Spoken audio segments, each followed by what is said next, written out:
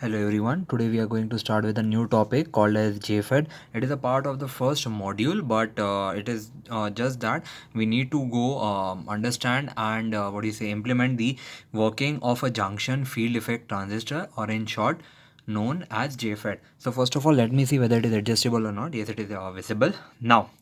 Um, Now, the construction diagram of a JFET looks something like this. It is a NP channel or a PNP channel, wherein it is being what do you say?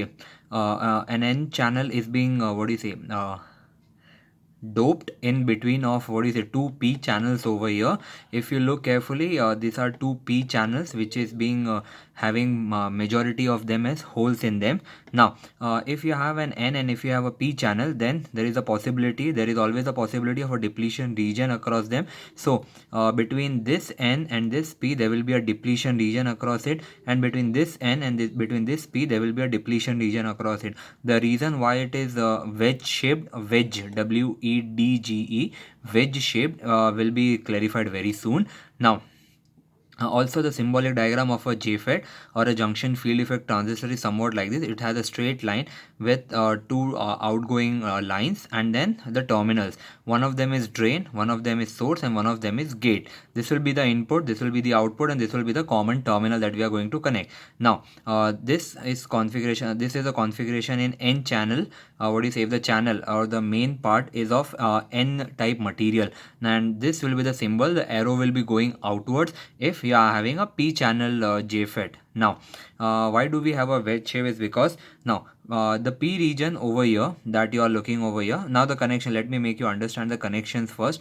You have a gate terminal named as G, you have a source terminal, and you have a drain terminal. Now यहाँ से आप input दोगे, this one will be common to both since it is a common source configuration, and drain terminal will be the actual terminal from where you will be responsible to take the output. Now from the you have given a what do you say, since this is a diode, since this is VGS, since this is a connection between the gate and the source, it will be named as VGS.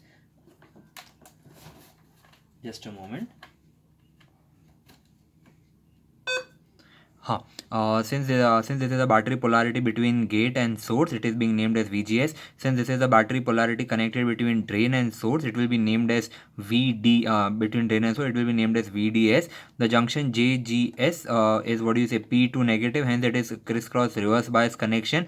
And over here, it is also again a reverse bias condition. So in general, both the voltage polarities are making these diodes as reverse bias connections. Now, since the p region is heavily doped compared to the n region. Now also we would like to clarify that the width between the two depletion regions is given by the alphabet W. So please do make sure that you don't forget this W, because it is the width of the channel through which the electrons can flow. So your electrons can actually flow through this region and not through this region, because this is the depletion region, and hence there won't be any participation of movement of free electrons or movement of holes. Now, since the p region is heavily doped compared to the n region, that is nothing but the channel which is over here, the penetration of the depletion region in p is very less. Hence, it is not being shown. Otherwise, there would also have been a depletion region inside a p channel also in on both the sides. Now, with initially, what do? I make this VGS equals to 0. That is, in another words, I make this terminal as short circuit, and I start applying my VDS. Now, as you might be aware that if this is 0 and if I'm starting to apply some positive polarity over here, now this would be looking this would be synonymous to this diagram over here. Now the VDS is applied, for example, say 2 volts, and this is the P channel, this is the P substrate, and this is the channel over here, the N channel. So can I say initially the resistance will be more, and as on you move away from the drain terminal, the resistance would decrease. So in another way, if the resistance is what do you say, keeping on increasing, then the voltage but of course is going to decrease. So initially if I had 2 volts over here, then that voltage would drop after a certain resistance, that is nothing to 1.8 for example. Then again passing through some another resistance, it would drop to 1.5, and then again passing on to some another resistance, it would drop to 1 volt, and so on and so forth, and finally it is being grounded. Now with VGS equals to 0, and my VDS is applied, all the diodes are reverse biased. If you look carefully, the positive terminal is connected to the negative terminal and the negative terminal is connected to the ground terminal. So in another words, my diodes are reverse biased in configuration. The reverse biasing potential increases as we go from source to drain. As I move from my ground terminal, that is nothing but my source, towards the drain, my reverse biasing keeps on increasing. Hence depletion region is more on the drain side. If I am moving from source to drain, my reverse biasing potential keeps on increasing. Hence the depletion region is more wedge shaped towards my drain side and not on my source side. Now with VGS equals to 0, now what happens is we'll undergo certain characteristics. Now before going for the characteristics, I would expect my students to draw this graph diagram for once so that it becomes easier for them to understand. Let me see whether it is visible or not. Just a moment.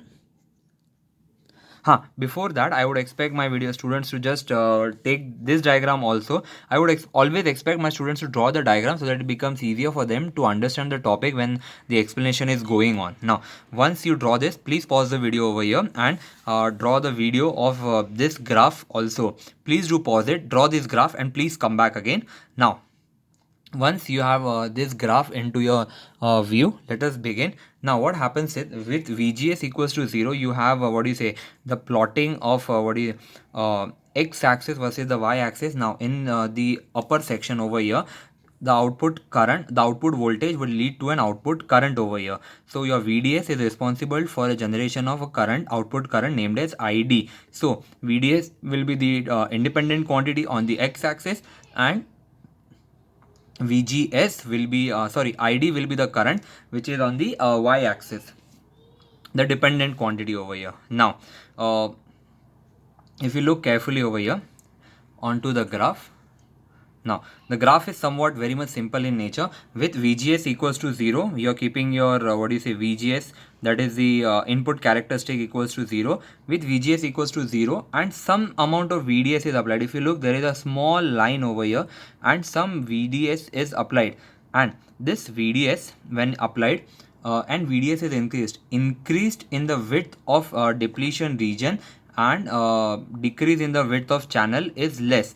Now what happens is, as VDS increases, as you can see, as your VDS increases, your current also increases for certain VGS. For VGS equals to 0 over here, then you have -1, then you have -2, then you have -3, and then you have -4, for example.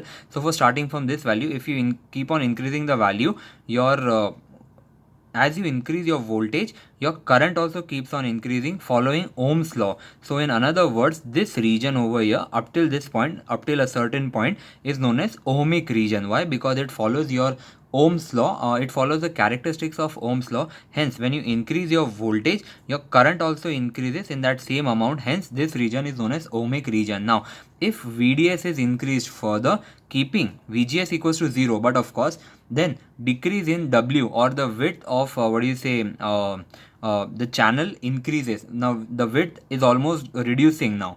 Now what happens is, if VDS is increased by the same amount, say at this point, initially I was at this point, now I have increased it to some certain amount, say this point. Now if VDS is increased by the same amount as in the previous step, increase in ID is less. Therefore, as you can see, from this point to this point, there was no certain increment in ID. It is almost similar. If say this was 3, then this would have been 2.8 or 2.9. So increase in ID was not that much substantial in nature.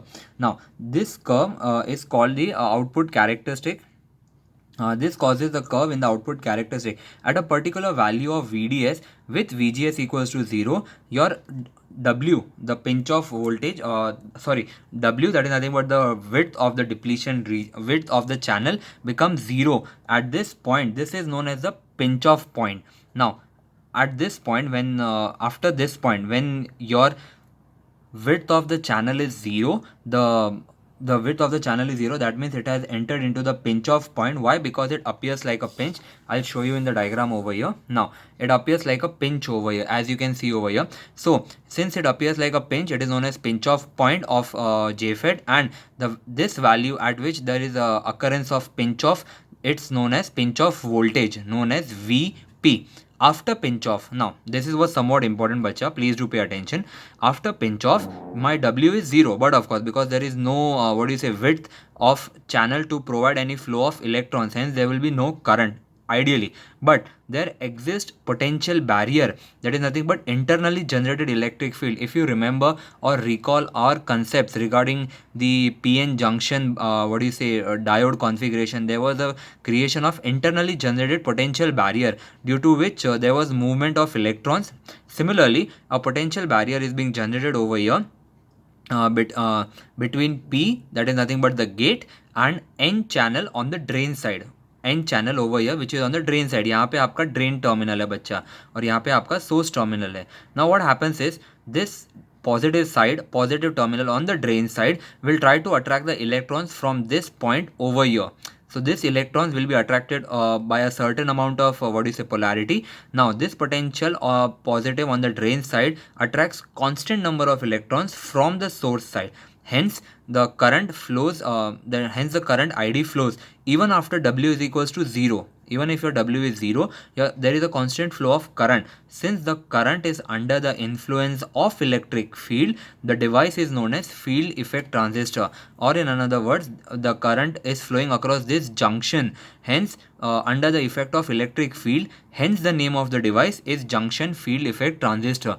Now even if we say that if my VDS is increased, say VGS equals to 0, I'm keeping my VGS still at 0, that means my input is still short circuited, and my VDS I'm keeping on increasing my output voltage, my ID remains constant. This drain current is known as saturation drain current. मतलब एक point पे आने के बाद वो ज़्यादा current बढ़ेगा नहीं, वो उतने पे कांस्टेंट हो जाएगा. It is as similar as you had a sugar solution in your school level, wherein after a certain point of time the sugar doesn't melt into the water, it is just present because the water has already reached its saturation point in terms of sweetness. So similarly over here, the drain current is known as saturation drain current, that is known as IDSS, and the region of characteristic is known as saturation or pinch off region. Now if a negative voltage or say VGS is applied with VDS equals to 0, now I am making my output as short circuit and I am applying a negative voltage at VGA, that means I am reversing the polarity. Now still all the diodes are reverse biased, that is my input junction is reverse biased. Hence this is one of the also reason why my input resistance of a JFET is having very high input resistance. Why? Because the diode over there is reverse biased. Now the negative value of VGS provides an additional increase in the depletion region width, therefore my W decreases, hence my pinch off takes place at a lower value of VDS. Now what happens is, if you look carefully over the graph over here, this pinch off point, this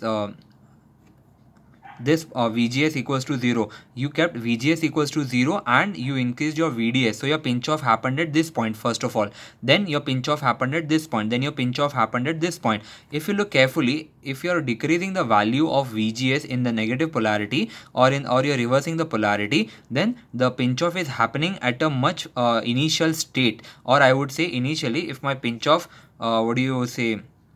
is happening at this point, then at the next moment it is happening at this point, then it is happening at an earlier point, then again at an earlier point. So this is the locus of the pinch off voltage. Now hence as we go on increasing VGS in the negative direction, the pinch off voltage also increases parabolically at VGS equals to VGS off. At VGS equals to VGS off, my width of channel is 0, my IDS, that is nothing but my drain to source current is 0. This value of VGS is equals to my pinch off voltage, that is nothing but VP. It is also shown in the graph over here, which is nothing but a pinch off voltage over here. Initially my IDSS is over here and my VP is over here. So when it is 0, my when my voltage pinch off voltage is 0, my current is maximum, that is nothing but is IDSS. But as you keep on increasing the VGS in the negative direction at -2, -3 and at -4, say example it is nothing but the pinch off voltage, at this point your IDSS keeps on decreasing beta. this value of ID keeps on decreasing. Also, the equation for ID is given as IDSS 1 minus VGS upon VP. VGS will be in negative, VP will be in negative. Hence, the negatives, both of them cancels out, and the equation left out is 1 minus VGS upon VP ka whole square. So this is all for JFET. Regarding its biasing, we'll be continuing it when we will be starting with the BJT biasing. Now, before we start with BJT biasing, let me say that your first module is over here, so you can expect what do you say, an assignment in the due course of time. So let me start up with a new module named as we'll go back to BJT again, and DC load line and Q point of an amplifier. Why is it important? What happens if the Q point is shifted? So on and so forth. So yes, before with that, let me see whether it is adjustable. Yes. Now, the DC load line, now what happens is you're given a circuit over here. A simple BJT is being what do you say, is configured in common emitter configuration, having an input resistance RB, the input current IB, the DC, what do you say, there is a resistance RC from which you will be taking the output, the input battery, the input side battery or the polarity being VBB, and the output side battery is known as VCC. Now, if you look carefully, bacha, all of these connections are in DC, hence the name quiescent condition, and the important term is the parameter that we are going to describe over here will be having a suffix Q, the one which is variable. For example, say IBQ, ICQ, so on and so forth. Now, let us describe what are we looking into. In the circuit shown, my VCC and VBB are used to bias the transistor in the active region. RC is used to convert my output current IC into my output voltage VO. RB is used to limit my IB in microamps range and provide adequate voltage to JBE to make it forward biased. Quite simple. In order to make my transistor work as an amplifier, I have always said that my junction JBE should be forward biased and my junction JBC should be reverse biased. Now, this condition of amplifier is known as quiescent condition, where only DC voltages are applied. In this condition of an amplifier, all the voltages and currents are written with the suffix Q, example IEQ, ICQ and VCEQ, etc. Now, if we apply a KVL in collector loop, I hope my students know KVL. What do we mean by KVL? So I'll start with the positive terminal of the battery VBB. I'll make a circle and I'll come back to the negative terminal. While moving to the circle, when I approach someone with a, when I approach some device or someone, I approach with a positive sign. But when I leave it with a negative sign. And I only remember negative part in my life. So it's like whenever you leave someone, the denotion which is there in the last is the one which you will remember. For example, the equation which we need to write for KVL over here in the collector loop is given by VBB minus IBRB minus VBE equals to 0. So, sorry, in the collector loop. So, we'll be starting up over here, not in the base loop. We'll start with the collector loop. My bad, sorry. VCC minus ICRC, that is minus, there will be a plus minus VCE over here. So, it will be the final sign, that is nothing but minus. So, it will be VCC minus ICRC minus VCE equals to 0. Now, which can be written as, can I say it is written as IC is equals to minus 1 upon RC into VCE plus VCC by RC. This entire term I have written it in the form of, I have taken this IC over here and I have divided RC on both the sides over here. Now, doing that, and I have taken VCE in the front and VCC to the back. So this is in the form of y equals to mx plus c, wherein your m is nothing but the slope of the line, and this it is in the form of y equals to mx plus c. That is nothing but the equation of a line with IC as y-axis, as my students might have done in 12th standard, and VCE as x-axis. Now, if we see the output characteristics of C amplifier, we have the same axis. That means this line can be drawn on the output characteristics.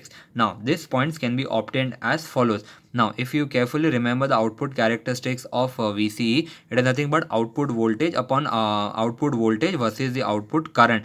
Output voltage in the case of common emitter was VCE and output current was IC. Now, over here you have now you need to find out two coordinates. Now in order to find out two coordinates, what did you do in 12th standard? You used to make your x equals to 0, you used to get your y coordinate. You used to make your y coordinate 0, you used to get your x coordinate. Similarly over here we'll be doing the same thing. Now let your transistor be we need to find out those 2 points. So these points can be obtained as follows. Let your transistor be in saturation, then your VCE will be nothing but VCE sat, which will be equals to 0.2 volt, which is nothing but approximately equals to 0. Therefore your therefore your IC is given by VCC by RC. You have obtained one y coordinate, keeping your x equals to 0. Now let the transistor be in cutoff, then in that case your IC is equals to ICEO, which is equals to 0. Therefore your VCE will be equals to VCC, a certain point on the x-axis. So on the x-axis you have a coordinate named as VCC, and on the y-axis you have a coordinate named as VCC by RC. Now so joining this two, so the 2 points are 0 comma VCC comma VCC by RC and VCC comma 0. Now joining these 2 points on the output characteristic of CE amplifier will give a line with y-intercept VCC by RC and negative slope. If you look carefully, the line is falling downwards, and hence the slope of it is negative in nature. Since the slope of this line is inversely proportional to the DC load, that is nothing but minus 1 upon RC, it is known as DC load line, hence the name DC load line, since the slope is inversely proportional to the DC load. Why the name DC load? Because there is because this device RC is nothing but the load resistor which is found in devices. For example, it can be a speaker, it can be your amplifier, it can be any device. So this is the device which is connected across the another terminal. Hence यहाँ पे आपका speaker भी हो सकता, any device which consumes electricity over here is known as a load. Hence यहाँ पे जब आप कनेक्ट करोगे कोई भी चीज़, तो यहाँ पे आपको आउटपुट मिलेगा. If you are receiving output at this certain terminal, this is known as a load. Since we are working into DC connections overall, it is known as DC load. Now if we assume that your VCC and RC are constant, then all the values of IC and VCE satisfying the equations of DC load line will intersect on the DC load line. Quite simple enough. Now all the points of which IC, that is nothing but the y-axis, and VCE, that is nothing but the x-axis, intersect on DC load line are known as operating points, that is nothing but Q1, Q2, Q3. You will be having certain points. If this is Q1, then if you drop those projections, then यहाँ पे आपको ICQ मिलेगा, ICQ1, then यहाँ पे VCQ1. If you have Q2, then this will be ICQ2, and यहाँ पे you will be having VCQ2. Then if you are having Q3, then यहाँ पे you will be having ICQ3, and this will be VCEQ3. The final point over here will be VCC, and over here it will be VCC by RC. Now if VCE and IC are measured when the amplifier is in quiescent condition, then the intersection of IC and VCQ on the DC load line is known as quiescent point or operating point or Q point or DC operating point or DC condition point. These are the different names by which the Q point is being measured. Now selection of Q point. Now since this line has infinite amount of points on it, we cannot determine how which Q point should we consider. Should we consider the one which is towards the lowest, or should we consider the one which is towards the upper end? We do not know, hence we need to do trial and error. So first of all, while designing CE amplifier, values of different resistances and voltages and voltage DC must be selected in such a way that Q point should be in the active region. If you remember, if you look at this diagram, you have certain regions over here. This one is saturation, this one below, from between this dotted line and this dotted line is the active region, and below this line will be your cutoff region. So first of all, you want your transistor to work as an amplifier. If that is the case, you want your transistor to be active. If you want your transistor to be active, then you want the transistor to be in the active region. Hence you want the transistor to be between this point and this point. First point is that. Secondly, now you want the Q point should be on the DC load line. You do not want that it should be variable. Just a moment, let me see whether it is visible or not.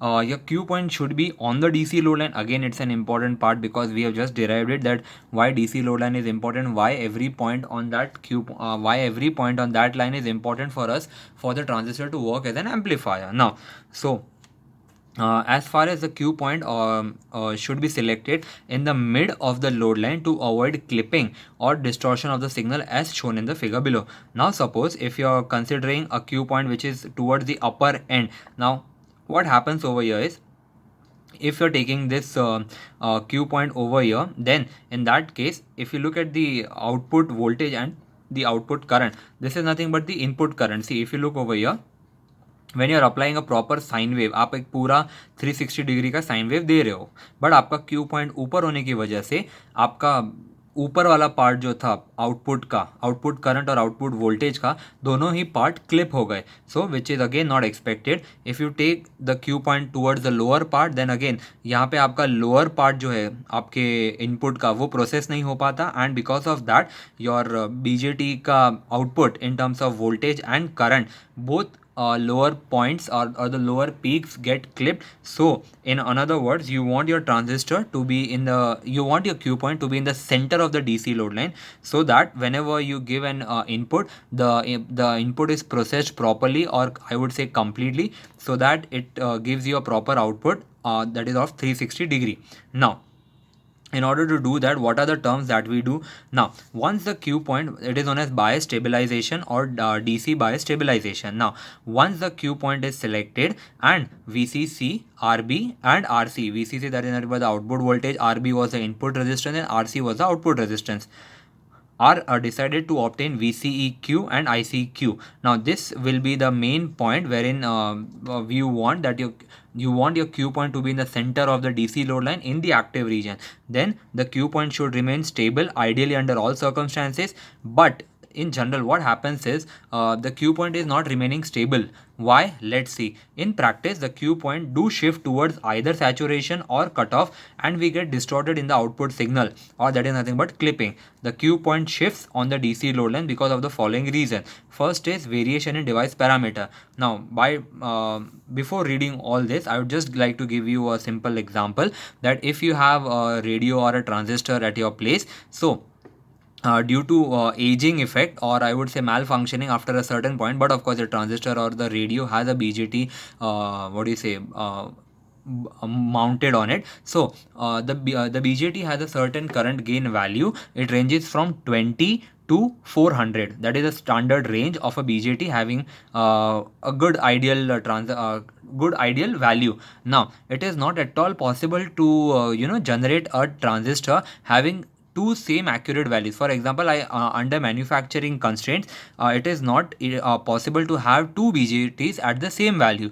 अगर मेरे एक BJT का gain suppose से 100 है, तो दूसरे का 101 हो सकता है, 102 हो सकता है, but there is not possibility that I might get 100 only. So increase or decrease in the current gain value, that is the changing of value in beta, might result in my it means that the replaced transistor, or the one which you might be getting new, might have beta DC greater or less than the original transistor. Now, as beta DC varies, you can since you know that IC is equals to beta IB, we had seen this in the previous equation. If my beta varies, can I say my IC will vary? If my IC varies, can I say that my output current varies? If my output current varies, then I would say that either my Q point is shifting above or below. So it is again a problem for me. So variation in device parameter is first culprit. Thermal instability. Now what happens is, as temperature increases, different parameter values of your transistor also varies as given below. Increase in leakage current, ICBO or ICBO, and thermal runaway. One of the important concepts in BJT. Yes, please do pay attention, bacha. Now, what happens is, as temperature, let me see whether it is visible.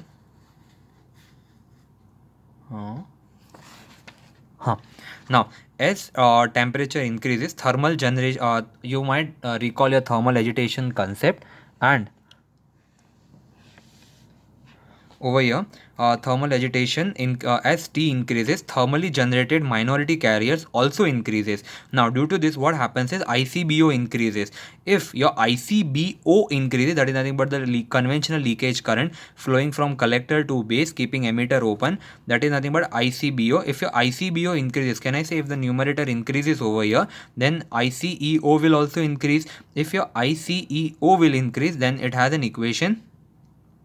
ICEO is given by 1 plus beta ICO. So in that case, if your ICEO, that is the equation over, if this increases, can I say your IC will increase again? If your IC, therefore IC will increase. Now, if your IC increases, can I say due to this, the Q point will either shift towards saturation, but of course if it increases वो Q point ऊपर shift हो जाएगा. Now increase in IC will increase the power dissipation. More the amount of current generated in a certain time will make the transistor get heated in a much multiplied way. So increase in IC will increase your power dissipation PD in the collector region. Now since PD is in the form of heat, temperature of the collector further increases. Now अगर temperature increase हुआ तो आपका ICBO increase होगा, ICBO increase हुआ तो आपका ICEO increase होगा. अगर आपका ICEO इंक्रीज हुआ, then due to this equation IC again increases. So now this cumulative action continues and thermal and temperature of the transistor reaches to an extent that transistor burns. This is known as thermal runaway. It is being depicted in the diagram that initially that due to temperature increase, ICBO increases, then ICEO increases, then your IC increases, and because of this IC again your temperature increase. This keeps on increasing, and now what happens is for germanium your ICBO doubles for every 11 degree rise, while for silica your ICBO doubles for every 18 degree rise in temperature. Now when the germanium or silica is not given, we normally take ICBO doubles for every 10 degree centigrade increase in temperature. So it is not at all mandated that it will increase by a certain amount, but yes, we generally do take it for as 10 degree centigrade increase. ICBO doubles for every 10 degree centigrade increase in temperature. Now there are two more effects which we won't be going into detail. The first that you need to just listen is like increase in your decrease in your input voltage with increase in temperature. Now what happens is your VBE of your transistor, that is nothing but the input voltage across the forward biased PN junction JBE, as temperature increases, that is a certain phenomena that your VBE decreases by 2.5 millivolt per degree centigrade. Now as VBE decreases, your IC increases. How? Let's see. Your IC increases as proved below. Now apply a KVL over here बच्चा. जब आप यहाँ पे KVL लगाओगे in this circuit over here, you will start from VBB. So VBB minus ICRB minus VBE equals to 0. So your IB will be given by VBB minus VBE upon RB. Now hence from the first point, if your VBE over here is decreasing, अगर ये part decrease हुआ, so can I say VBB में से इतना part कम minus हुआ, अगर ये reduce होने से इसमें से ये कम हो रहा है, so can I say my IB is decreasing. Hence since my IB increases, since IC equals to beta IB, अगर मेरा IB increase होता है तो मेरा IC भी increase होगा. But because of which IC also increases, as my IC increases, my Q point shifts towards saturation region and the output portion जिसमें मेरा positive part clip होता है, again not expected, and decrease in beta as temperature increases. Now what happens is in this is increase in beta as temperature increases, variation in beta for a typical germanium transistor. Now whenever there is an increase in the temperature, there is a certain variation of beta in a typical germanium transistor. So this is the graph. We'll see what it means. Now initially suppose आपका जो Q point है it is over here. The Q point is over here. Now what happens is due to increase your temperature, your Q point is now shifted above. Now because of that what happens is initially जो आपका Q point center में था वो अभी ऊपर चला गया. Now again we don't want your Q point to be increased or I would say to be going above. So in that case the Q point is moving upwards and there will be a saturation and there will be positive clipping of the output current and the output voltage. Now, these were the many reasons why your Q point is not stable in the center of the DC load line in the active region. So this was all for today's lecture. In the next lecture, we will start with biasing methods or thermal stabilization, that how to keep your Q point in the center of the DC load line. Up till then, please do stay safe and study. Thank you.